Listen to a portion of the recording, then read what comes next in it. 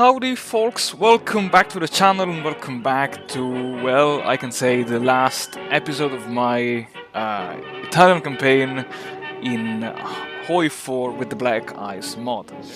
So, as this is the last episode, well, of course, the war is won. The war has been won, and yeah, there was basically no doubt about it, because with the, let's say, almost near collapse of the Soviet Union.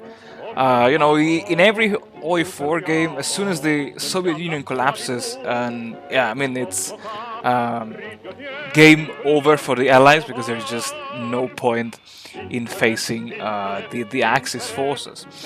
And I mean, in such conditions, I decided to bring this episode first of all because I wanted to finish this series before starting a new one with, by the way, France, but no spoiler in this video.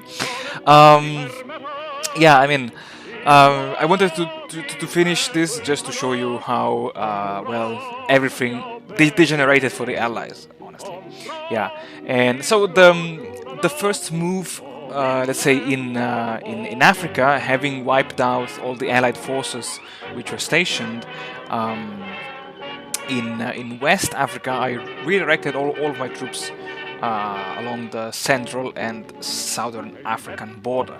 And the idea was to seal from the South African border all the Allied troops stationed in the Belgian Congo and in the other parts of the French Africa.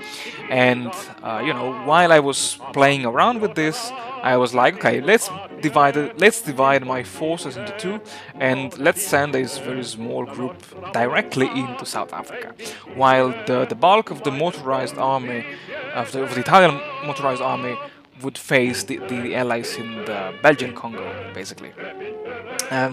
On the, let's say, Indian and let's say Soviet southern desert front, I don't know how to call it, things progressed much, let's say, slower than my expectations. And since the Soviet Union was on the verge of collapse, my strategy was to just rush for the enemy victory points. There are some mountains in the regions above Afghanistan, and these are, I don't know what mountains are, but there are a bunch of victory points, and having, let's say, positioned my mountaineers, this, let's say, made the advance into that region slightly easier. And on the South African front, I think I did some mistakes over there, because I was like, okay, let's just again rush the victory points, and no, nothing. This was not enough, because the Allies reacted really quickly and really well to my troops, and at some point I even had to stop the offensive for let's say, fearing of being cut off.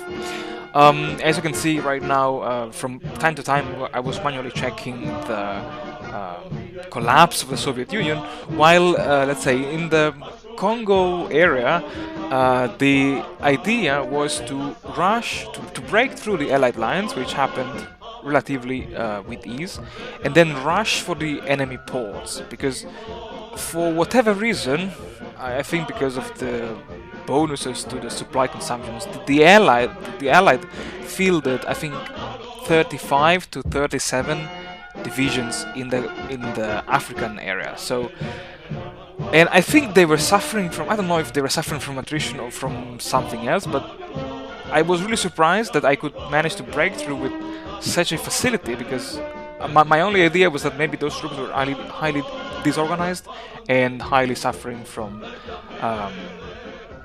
supply attrition. And on the South African front, unfortunately, I lost one armored division. I think it was the 132nd Centauro armored division, and yeah, I felt a bit bad, because usually I'm that kind of player who always takes care of his divisions in the field, because divisions are quite expensive in Black Eyes. And yeah, I mean, I would say anyway, shit happens even in Black Eyes. Well, besides that, let's say the collapse of the, I would say, front of the Belgian Congo, of the Central African front, again allowed me to redeploy most of my motorized troops southwards. Um, Again, I had those moments of panic attack because I saw the, um, the British pushing again along the Portuguese colony. I don't know if that was Angola or Mozambique. But yeah, I had those 5 minutes of, oh my god, I need to hurry up. I need to hurry up in Africa to send more troops down before I get cut off. Even though I realized that I still had a bunch of ports from South Africa under my control. And yeah, in on the Indian front, there was a kind of stalemate, and the Japanese advance into Burma somehow tricked the Allied AI in redeploying most of his troops now on the Burman front. And this in turn weakened the, I would say, front facing the Italians, and this allowed me to just draw an offensive line and just click the button advance.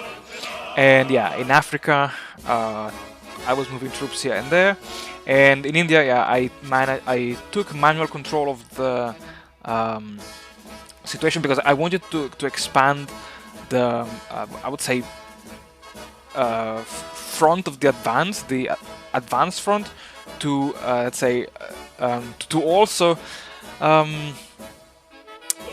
ameliorate my supply situation. Because, I mean, remember that if you will ever manage to reach India with the Italians, well, first of all, remember that all the territory will go to Iraq, because you start from Iraq and then you just expand eastward. Sorry, unless you force the Iraqi annexation by the British at the beginning of the game. Otherwise, yeah, it's just a big mess. And yeah, on the South African front, I had to give up some of my old positions because I just could not hold them. I was waiting for my troops to redeploy southwards, but it took ages. I really, I don't know. It took so long that at the end I was like, okay, let's just pull everything back. Wait for the reinforcement to arrive. Wait for some infrastructures to be improved. Wait for some more supplies and fuel. And then once, let's say, most of my troops were redeployed along the new border, I drew an offensive line and just said again, guys, just push forward. And on the Indian front, well, there was, I think, the most complete collapse of the Allies that I've ever witnessed in all of my HOI4 campaigns. Honestly, not even while playing the Total War mode, I ever achieved something like this. In the Total War mode, I always got stuck in Africa for, I don't know, some reasons. I managed to, to win against the AI, even in Africa, and surprisingly, unexpectedly, even in India.